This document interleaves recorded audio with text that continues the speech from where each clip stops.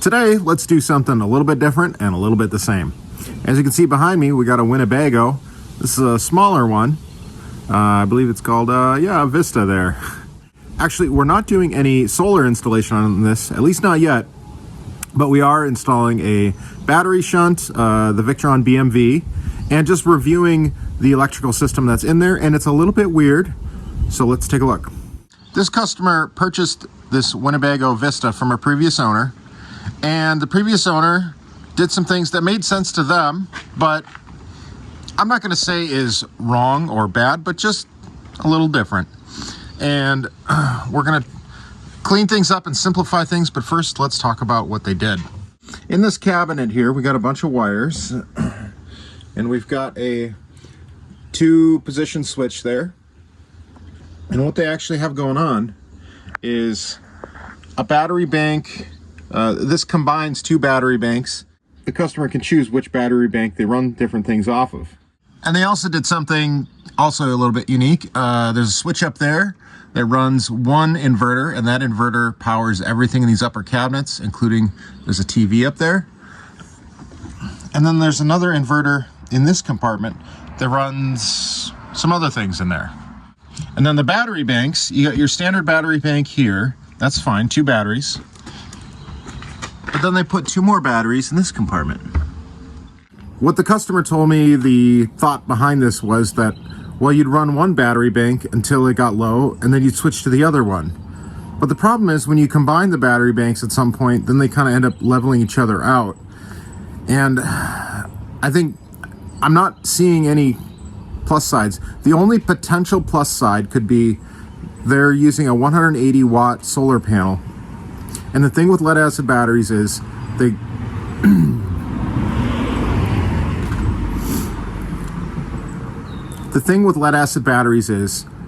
they like to be charged fully. And to charge them fully does require a certain amount of amps and time. And that's tough to get on a smaller solar system. So a smaller solar system with a larger lead acid battery bank, sometimes that can cause chronic undercharging, which will reduce the life of your batteries. But if you're constantly using both battery banks anyway, I don't see, how that's going to help much. So we are going to simplify the wiring, combine both battery banks together, and put the Victron BMV 712 in the loop so the customer actually knows their state of charge. Because that's the biggest thing that can happen with a lead acid battery system, is things are looking great, you have voltage, and then it just drops, falls off a cliff, and you don't know why. Because lead acid is notoriously very hard to know where your state of charge is.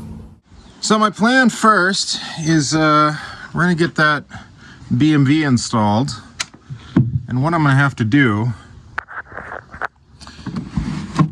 is untangle the rat's nest of, and this isn't horrible, but I'm gonna have to untangle the. So my plan first is we're gonna get that BMV installed, and what I'm gonna have to do is untangle the rat's nest of, and this isn't horrible, but I'm gonna have to untangle the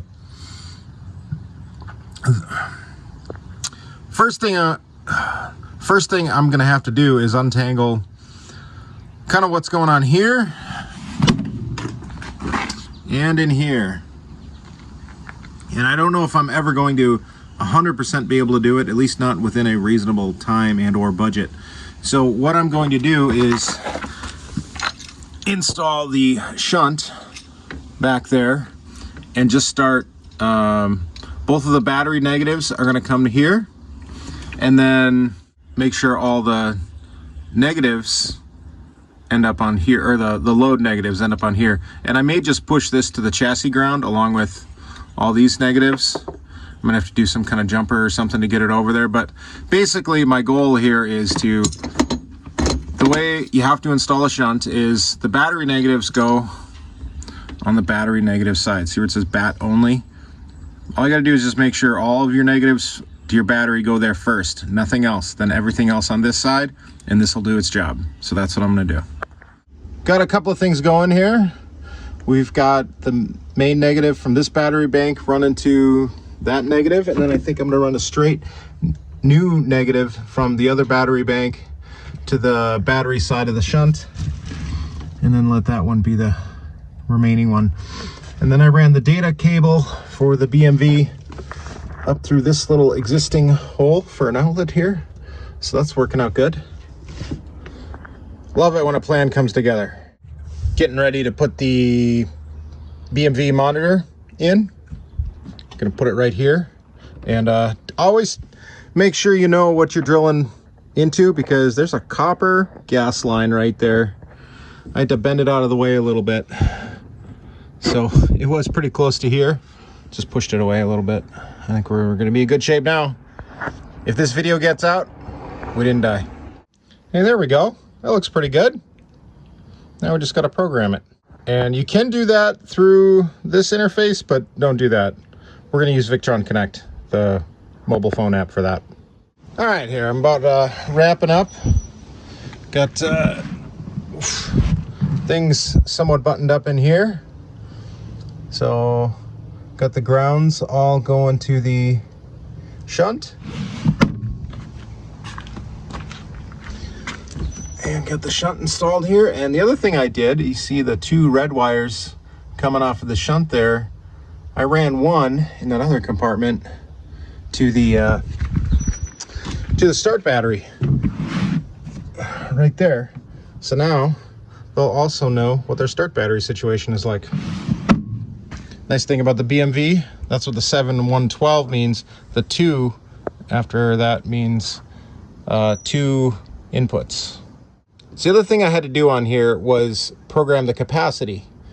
And with lead acid batteries, that's a little hard to figure out. So where we start is on the reserve capacity. And actually, I don't know if you can see there, it actually says 150. So that's how you can basically get an amp hour rating out of these marine batteries or these deep cycle batteries. So you take 150, you divide that by 60, because that's how many minutes or how it's calculated. And you divide that, or sorry, you multiply that by 25. So then for this battery, that ends up with about 62, I think. Anyway, when I did the math, it came up to about 250 amp hours total. Now, obviously, lead acid batteries aren't great. Everybody knows lithium is better, including this customer, but they have these batteries, and so far they've been working fine for them. Their power usage is light. It just doesn't make sense to upgrade those at this time, so they're not going to. So we're going to start at that capacity rating for now, and then we will adjust as things go. I'll show the customer how to do that. Let's talk for a moment real quick about 100% state of charge. What does that actually mean, and how do you know if you're there? I plan on doing a much longer video on this, so I'll be looking for that in the future. But these monitors here, they don't really tell you anything. All they do is read a voltage, but they don't know what that voltage means. Let me show you. So if we do a levels test here, their tanks are empty, whatever, LP gas and all that. And the batteries, it says, oh, batteries are full, but they're not full. If I look on the shunt, it's still, well, let's go take a look. It's still taking as many amps as it'll give it, and it's at 13.54 volts. With any battery, that doesn't mean it's full.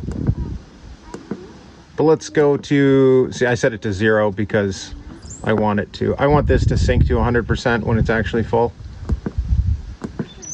There we go. So we're charging at 7 amps still. Basically, as much as those panels can give. That's what it's charging. No, those batteries aren't full. I would say right now they're probably somewhere between 50 and 70% full. And last little thing we are doing in here is adding the Cyrex XI, or Cyrex I. That takes, basically it's an intelligent battery combiner that will take power from the alternator and push it to the house batteries. And I just tested that, works great. Before, nothing.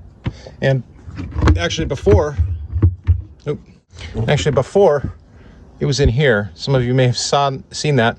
And it was kind of interesting because I think the previous owner didn't quite understand what they did. They actually had that combining both of the batteries together.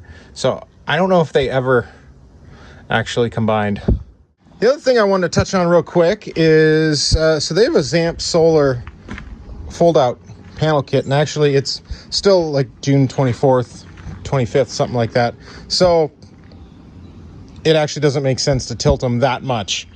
But what I was going to say is, when you have a small system, a really small system, this is 180 watts, they told me, this is the way to go over putting them up on the roof. Because you're going to be able to move this around to find the sun and tilt it to the perfect angle.